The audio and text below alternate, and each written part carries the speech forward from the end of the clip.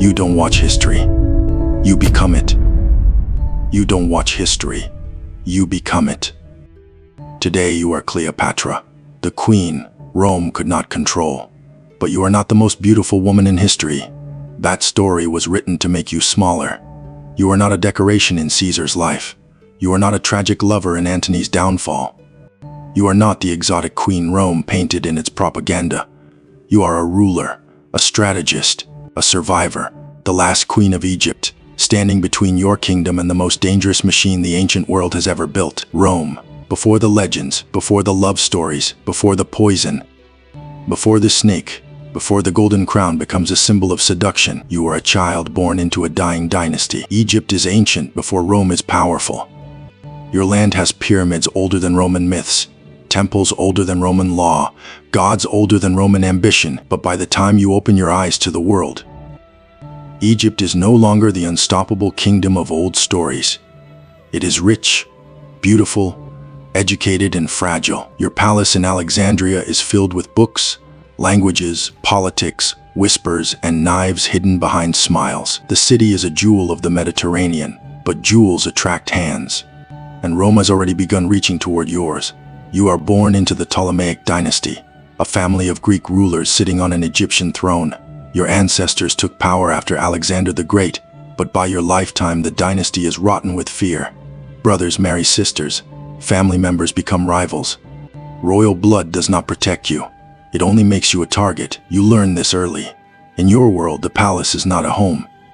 It is a battlefield with marble floors. You grow up surrounded by men who believe power belongs naturally to them. Advisors, generals, priests, Roman diplomats, ambitious courtiers. They all look at a young princess and think they understand what you are supposed to be. Useful, silent, decorative, controlled. But they make the same mistake Rome will make later. They underestimate you. You learn languages when others rely on translators. You study politics when others enjoy luxury. You understand that Egypt cannot survive on beauty, ceremony, or ancient glory. Egypt is surrounded by debt, hunger, internal division, and Roman influence. To rule here, you cannot simply wear a crown. You have to become sharper than everyone trying to take it from you. When your father dies, the throne comes to you, but not to you alone. You are forced to rule beside your younger brother Ptolemy X. He is a child, but the men around him are not. They see in him a puppet. They can move. They see in you a threat they must remove. Soon, you are pushed out of power. The palace doors close against you. The throne that should be yours is taken. The men who smiled yesterday now call you dangerous. Your own family becomes your enemy. This is the first lesson of your life as queen. Power is not given. Power is taken, defended, and taken again. You could disappear. You could accept exile. You could become another forgotten princess swallowed by history, but you do not. Because you understand something your enemies do not. Egypt is not the only game. Rome is coming apart, and inside Rome's chaos is your chance. Julius Caesar arrives in Alexandria chasing his own enemies, carrying the weight of Roman civil war behind him. To most people, he is a conqueror, a general, a man whose name already bends the world. To you, he is something else, a door. You do not go to Caesar as a helpless woman begging to be saved. You go as a queen without a throne, offering a future to a man who needs one. The famous story says you are smuggled into him, wrapped in a carpet or bedding. Maybe it happened exactly that way. Maybe the details were polished by time. But the meaning is clear. You know theater. You know danger. You know that power often belongs to the person who controls the first impression. When Caesar sees you, he does not just see beauty. That is the lazy version of the story. He sees intelligence, nerve, timing, a woman willing to risk everything because the alternative is disappearance. You understand Caesar, and Caesar understands usefulness. Together, you defeat your brother's faction. The Nile takes Ptolemy I. You return to the throne, but victory comes with a cost. By bringing Rome into your family war, you have saved yourself with the same force that may one day devour Egypt. For a while, you win. You rule, you stabilize, you give birth to a son, Caesarion, and his existence becomes more than family. He is a possibility, a bridge between Egypt and Rome. a child who could one day carry both bloodlines, both futures, both claims. That possibility terrifies people. Then Caesar is murdered. The Roman Senate floor drinks his blood, and with him dies the fragile protection around you. Rome does not become calm after Caesar. It becomes hungrier. You return to Egypt, but you cannot return to safety. The Roman world is cracking open. Men with armies fight over Caesar's memory. Names rise from the chaos. Octavian, Antony, Lepidus. Rome is not one man anymore. It is a storm of ambition. And Egypt is too rich to be ignored. This is where the world tries again to shrink your story into romance. Mark Antony, the soldier, the warrior, the Roman with appetite, charisma, and enemies everywhere. History wants to say you fell for him, and maybe you did. But love alone cannot explain what happens next.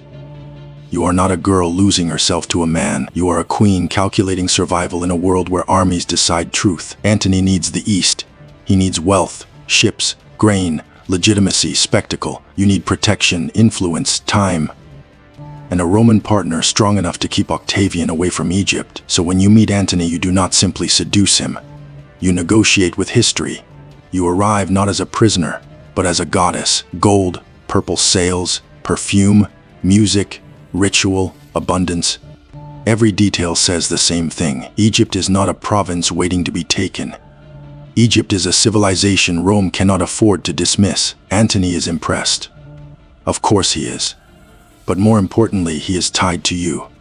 Together you become more than lovers. You become a political threat, and Octavian understands that threat better than anyone. He cannot easily sell the Roman public a war against Antony. Another Roman. That would look like civil war. And Rome is exhausted by civil war. So he chooses a smarter weapon. He makes the war about you. He turns you into a danger, a foreign queen, a corrupting woman, an Eastern spell, a threat to Roman masculinity, Roman order, Roman destiny. This is how empires win before battles begin. They do not only defeat their enemies, they rewrite them. Suddenly, you are not a ruler defending her kingdom. You are a seductress controlling Antony. You are not a strategist. You are a temptation. You are not Egypt's last defense. You are Rome's nightmare in a crown. And the propaganda works. Rome learns to hate the version of you Octavian created. But you do not have the luxury of correcting every lie. Armies are moving. Ships are gathering. The final gamble is approaching. Actium. The sea stretches before you, full of warships, wind, fear, and fate. Antony's forces are large but not united. Morale is uncertain, strategy becomes confusion. Every decision now carries the weight of Egypt's survival. When the battle turns against you, the old stories say you flee. Maybe they call it cowardice. Maybe they call it betrayal. But history written by winners often mistakes survival for weakness. You are not fighting for a heroic death in someone else's poem. You are fighting for Egypt, for your children, for the last pieces of power still in your hands. If the battle is lost, then the game must move somewhere else. You return to Alexandria. But the walls feel different now. The city that once glittered with learning, language, and royal confidence becomes a waiting room for defeat. Antony collapses under the weight of loss. Your allies vanish. Your options shrink.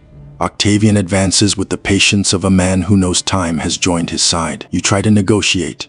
Of course you do. That is what survivors do. You look for a door even when the room is burning. You test Octavian. You consider your children. You measure what can still be saved. But Octavian does not want an equal. He wants a trophy. He wants to drag you to Rome, not as a queen, but as proof. He wants the people to see Egypt defeated in human form. He wants you in chains, so Rome can cheer at the final humiliation of the woman it was taught to fear. And now at the end, you understand the final battlefield. It is not the sea. It is not the palace. It is your body. If Rome cannot control how you ruled, it will try to control how you are remembered. If Rome cannot own your choices in life, it will try to own your image in defeat. So you make one last decision. Not because death is beautiful, not because the legend needs a snake, but because you refuse to become Octavian's performance. Rome may take Egypt. Rome may take your throne.